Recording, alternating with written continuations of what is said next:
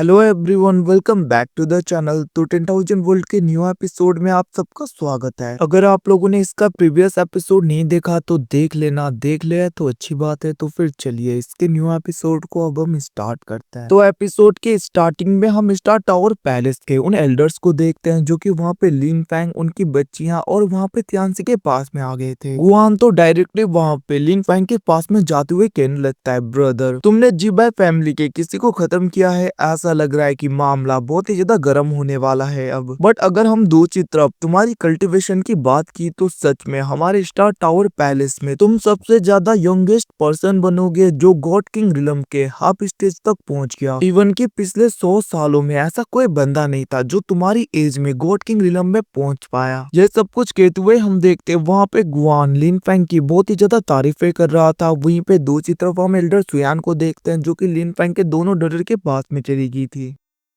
क्योंकि उसके मास्टर ने इन दोनों को अपना डिसाइपल जो चूज किया था। और हम देखते वहां पे वो दोनों कहने लगती है, सिस्टर सुयान। अब उन्हें देखकर वहां पे सुयान कहने लगती है, क्या तुम लोगों की कल्टीवेशन काफी बढ़ गई और ऐसा लगता है कि तुम लोगों के चेहरे को देख कर के तुम्हें बहुत ज्यादा ट्रेजर्स भी मिले होंगे। जिससे सुन के हम देखते वहां पे लिन फैंग की दोनों बच्चियां कहने लगती है, आपने ठीक कहा, हमारे पास में तो बहुत ही ज्यादा ट्रेजर्स है। वहीं पे दूसरी तरफ हम एल्डर वी को देखते हैं जो कि तियानसी के पास में चले गए थे, जहाँ पे वो कहने लगते हैं, तियानसी ऐसा लगता है कि अंदर कोई भी ट्रबल नहीं हुआ। जिसके रिप्लाई में हम देखते हैं वहाँ पे तियानसी कहने लगता है, एल्डर ऐसी बात नहीं है। वैसे भी अगर अंकल गुफेंग नहीं होते तो मुझे नहीं लगता कि मैं इतने लास्ट तक रिलम के अंदर रह पाता। हम पहले ही आ जाते क्योंकि दूसरे लोगों ने हमारे ऊपर अटैक किया था और उनकी ही वजह से मैं अभी तक सेक्टर रिलम के अंदर रहा और ट्रेजर्स मिले मुझे।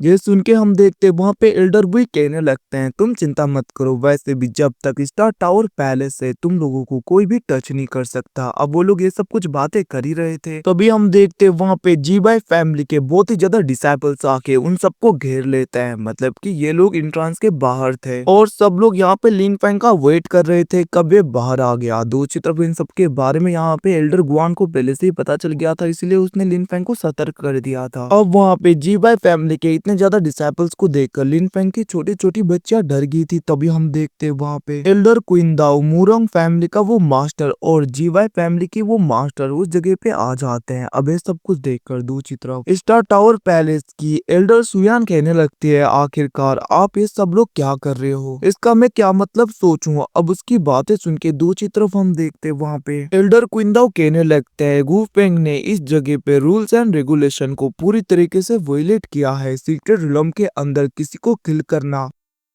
मना है, तो फिर आखिरकार गुफेंग की इतनी हिम्मत वो रूल्स को ब्रेक करके जीबाई फैमिली के यंग प्रिंसेस को खत्म करे। इतना कहते हुए हम देखते हैं लिटरली वहाँ पे एल्डर क्विंदाओ बहुत ही ज्यादा स्पेशल सोर्स को रेडी करने लगता है ताकि वो लिन फैंग के ऊपर डायरेक्टली अटैक कर पाए। और हम देखते हैं वहाँ पे एल्डर क्विंदाओ डायरेक्टली उन सब के ऊपर प्रेशर बनाने लगता है ताकि ये लोग लिन फैंग को बचा ना पाए। जिसकी वजह से हम देखते हैं वहाँ पे सारे एल्डर उसके प्रेशर के अंडर में आ रहे थे। इवन कि वहाँ पे साउटियान को भी थोड़ा बहुत मुश्किल हो रहा था। दूसरी तरफ एल्डर क्विंदाओ स्पेशल सोर्ड से डायरेक्टली लिन फैंग के ऊपर अटैक कर देता है, बट ये अटैक इन्हें लगता है। उससे पहले हम देखते हैं वहाँ पे एल्डर वी डायरेक्टली अपने किसी आर्टिफैक्ट का यूज करते हुए उस अटैक को पूरी तरीके से कंज्यूम कर लेते हैं, जिसे देखकर वहाँ पे एल्डर क्विंदाओ थोड़े से गुस्सा हो गए थे। वहीं पे साउटियान कहने लगता है, अच्छा हुआ कि एल्डर आपने उस आर्टिफैक्ट का यूज किया, वरना मैं खुद ही इसको पूरी तरीके से इंजोर कर देता।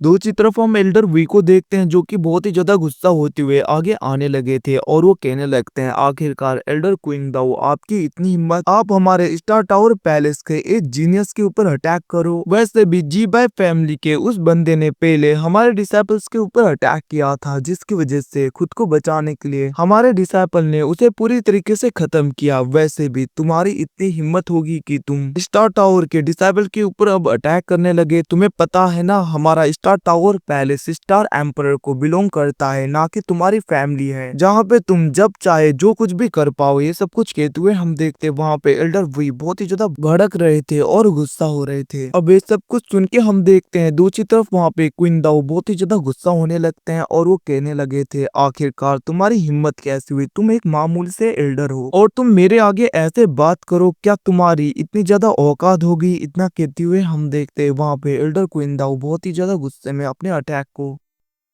रेडी करने लगे थे और वो अपने स्पेशल सूट को पूरी तरीके से समन कर लेते हैं। इवन कि उसकी प्रेशर की वजह से हम देखते हैं वहाँ पे एल्डर वी अच्छी तरीके से खड़े भी नहीं हो पाते और इंजर्ड होते हुए पीछे की तरफ हो गए थे, जिसके बाद में वहाँ पे एल्डर क्विंदाओ अपने स्पेशल सूट के स्पेशल अटैक से डायरेक्टली अटैक करने लगते हैं, जिसे देखकर वहाँ पे एल्डर सुयान कहने लगी थी तुम्हारा बहुत ही हो गया। इतना कहते हुए हम देखते हैं वो वहाँ पे अपने किसी समनिंग टेक्निक का यूज करने लगी थी और हम देखते हैं उस जगह पे एक फॉर्मेशन एक्टिवेट हो जाता है, जिसके अंदर से एक लेडी धीरे धीरे बाहर आने लगी थी, जो और कोई नहीं यहाँ पे सुयान की मास्टर होती है। और हम देखते हैं वहाँ पे एल्डर गुआन भी थोड़ा सा शांत हो गया था, क्योंकि उसे भरोसा था कि अब यहाँ पे सुयान की मास्टर आ गई है तो वो सब कुछ हैंडल कर लेंगी। वहीं पे दूसरी तरफ हम देखते हैं जहाँ पे सुयान की मास्टर बस अपने ऑरा से ही उसके स्पेशल सोर्ड अटैक को पूरी तरीके से डिस्ट्रॉय कर देती है और हम देखते हैं उस ऑरा की वजह से ही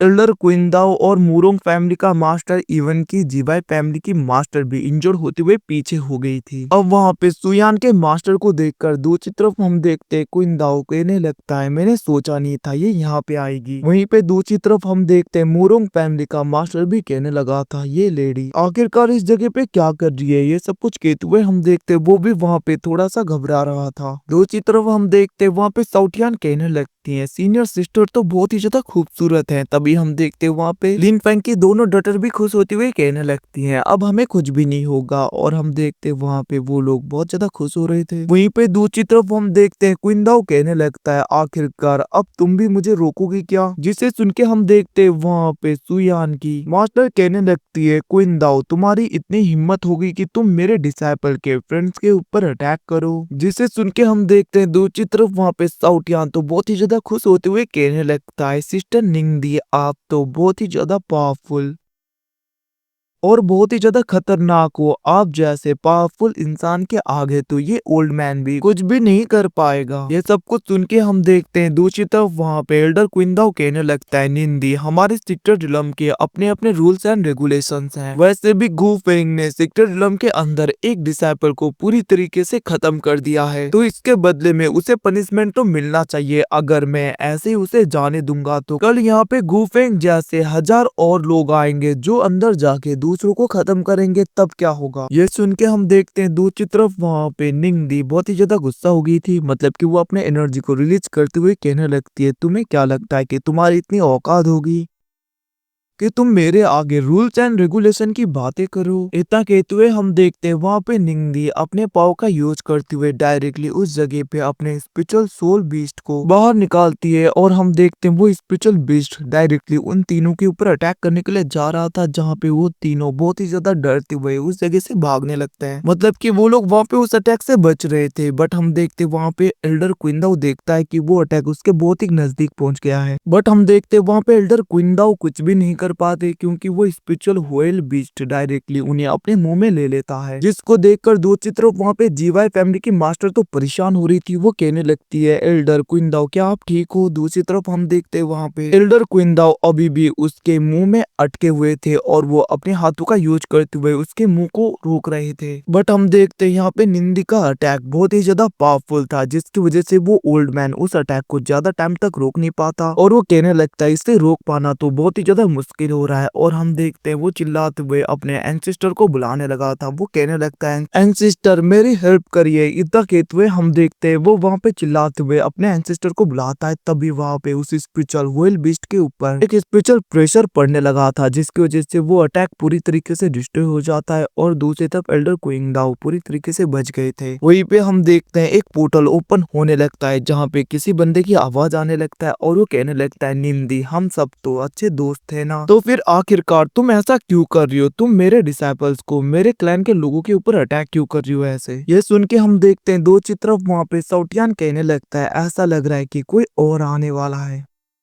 वहीं पे लिन पेंग भी सोचने लगा था ये ऑरा तो बहुत ही ज्यादा स्ट्रॉन्ग लग रहा है। ऐसा लग रहा है कि जो भी पर्सन अब यहाँ पे अपीयर होने वाला है उसकी स्ट्रेंथ काफी ज्यादा है। ये सुन के हम देखते हैं दूसरी तरफ वहाँ पे थंडर ड्रैगन लेलोंग भी कहने लगे थे तुमने ठीक कहा है, ऐसा लग रहा है कि कोई गॉड एम्पर रिलम का बंदा यहाँ पे अपीयर होने वाला है। ये सब कुछ वहाँ पे वो कह रहे थे। दूसरी तरफ उस पोर्टल के अंदर से हम एक पर्सन को देखते हैं, एक ओल्ड मैन को, जो कि बाहर आते हुए अपने एनर्जी को रिलीज करता है, जिसका एनर्जी बहुत ही ज्यादा खतरनाक लग रहा था, बट दूसरी तरफ वहाँ पे निंग दी तो उस जगह से हिल नहीं रही थी। ऐसा लग रहा था कि उनके लिए ये प्रेशर उतना ज्यादा खतरनाक नहीं है। वहीं पे दूसरी तरफ हम एल्डर क्वीन दाओ को देखते हैं, जो कि अपने एंसेस्टर को देखकर बहुत ज्यादा खुश हो गए थे और वो कहने लगते हैं, एंसेस्टर आपका शुक्रिया, आप राइट टाइम में आ गए और आपने मुझे बचा लिया। ये सब कुछ कहते हुए हम देखते वो वहाँ पे अपने एंसेस्टर की तरफ देखते हुए कहने लगता है, एंसेस्टर यही वो बंदा है जिसने सीक्रेट रिलम के रूल्स एंड रेगुलेशन को ब्रेक किया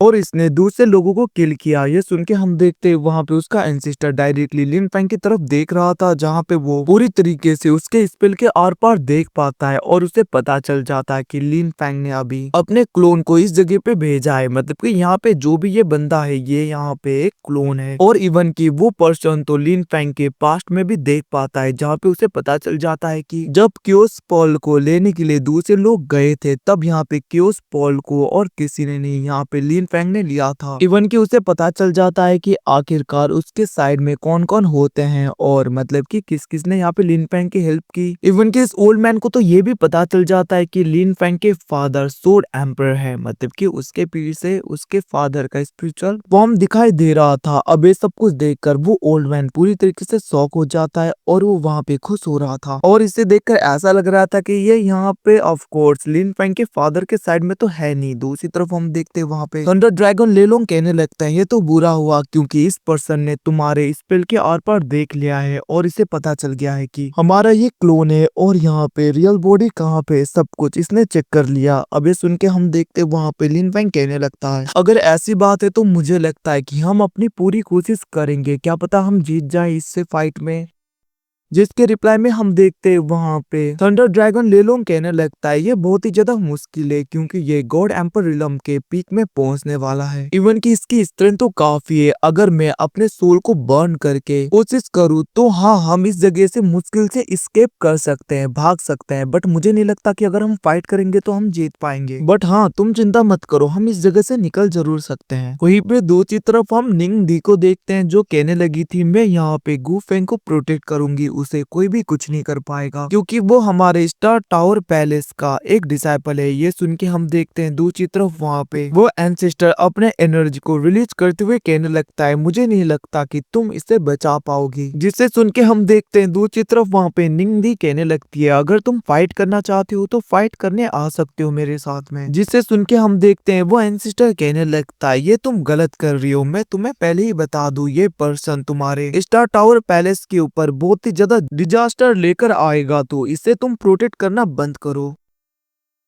और वैसे भी मैं इसे अभी किल नहीं करने वाला, मैं तो बस चाहता हूँ कि ये स्टार टावर पैलेस से बाहर आ जाए और तुम लोग इसे अपने स्टार टावर पैलेस से निकाल दो। बट हम देखते हैं वहाँ पे दूसरी तरफ निंग दी नहीं मानती, जिसको देखकर वो एंसेस्टर अपने पाव का यूज करते हुए डायरेक्टली अटैक करने के लिए तैयार हो गई थी। जिसको देखकर हम देखते वहाँ पे निंग दी अपने पाव का यूज करते हुए स्टार प्रिजन टेक्निक का यूज करने लगी थी और हम देखते वहाँ पे निंग दी बहुत ही आसानी से उस एंसेस्टर के अटैक को डिस्ट्रॉय कर देती है। तो गाइज मैं बता दूं यहाँ पे निंग दी भी गॉड एम्पर रिलम में है, मतलब कि इस ओल्ड मैन से उतनी ज्यादा कमजोर भी नहीं है ये। वहीं पे दूसरी तरफ हम क्वीन दाओ के उस एंसेस्टर को देखते हैं, जो कि डायरेक्टली अपने दूसरे टेक्निक का यूज करने लगे थे और वो लगातार अटैक करने लगते हैं। बट हम देखते हैं फिर से वहाँ पे निंग दी अपने किसी टेक्निक का यूज करते हुए पूरी तरीके से बैरियर टाइप का क्रिएट करती है और वो उससे हर एक अटैक को रोक रही थी। जिसको देखकर हम देखते हैं दूसरी तरफ वो ओल्ड मैन अपने और भी ज्यादा पावर का यूज करने लगा था ताकि वो इस प्रिजन को पूरी तरीके से ब्रेक कर पाए। और हम देखते हैं वो ओल्ड मैन अपने किसी टेक्निक का यूज करने लगता है, जिसकी वजह से वहाँ पे बहुत ही ज्यादा खतरनाक और पावरफुल स्पिरिचुअल अवतार्स आ गए थे, जो कि डायरेक्टली निंग दी के ऊपर अटैक करने के लिए तैयार हो जाते हैं। इवन कि वो लोग वहाँ पे अटैक भी कर रहे थे, बट हम देखते हैं दूसरी तरफ निंग दी भी अपने किसी टेक्निक का यूज करने लगी थी, जिसकी वजह से हम देखते हैं उसके पीछे एक फॉर्मेशन पूरी तरीके से एक्टिवेट हो जाता है और उस फॉर्मेशन के अंदर से बहुत ही ज्यादा स्पिरिचुअल जंजीरें बाहर आ रही थी और हम देखते हैं वो उसका यूज करते हुए उन सारे स्पिरिचुअल फॉर्म्स को पूरी तरीके से बांध लेती है, जिसकी वजह से हम देखते हैं वो सारे स्पिरिचुअल अवतार्स वहां पे हिल नहीं पाते। दूसरी तरफ हम वहीं पे निंग दी को देखते हैं, जो कि अपने दूसरे टेक्निक का यूज करते हुए स्पिरिचुअल आइस ड्रैगन से डायरेक्टली उन स्पिरिचुअल अवतार्स के ऊपर अटैक करवा देती है, जिसकी वजह से हम देखते हैं वो सारे स्पिरिचुअल अवतार्स वहां पे डिस्ट्रॉय हो गए थे, जिसको देखकर निंग दी अपने स्पेशल फॉर्म को वापस रखती है। बट दूसरी तरफ वो एंसेस्टर कहने लगा था कि तुम मेरे ट्रैप में फंस गए। अबे सुन के वहाँ पे दूसरी तरफ निंग दी पीछे देखती है, जहाँ पे दूसरे स्पेशल अवतार्स उस जगह से डिस्ट्रॉय होके उसके पीछे अपीयर हो गए थे और वो लोग उस बैरियर को पूरी तरीके से ब्रेक कर रहे थे ताकि वो लोग डायरेक्टली लिन फैंग के पास में पहुंच सके। अब उन जंजीरों को ऐसे ब्रेक होता हुआ देखकर दूसरी तरफ साउटियान कहने लगता है, मास्टर ये तो बहुत ही गड़बड़ हो रहा है, क्योंकि अगर ये बैरियर पूरी तरीके से ऐसे ब्रेक हो जाए तो इनका अटैक हमें लग जाएगा। और गाइस उसके इतना कहती है, एपिसोड यहीं पे खत्म होता है। Thanks for watching boys, see you again. मिलते हैं अगले एपिसोड में, तब तक के लिए टेक केयर, बाय बाय।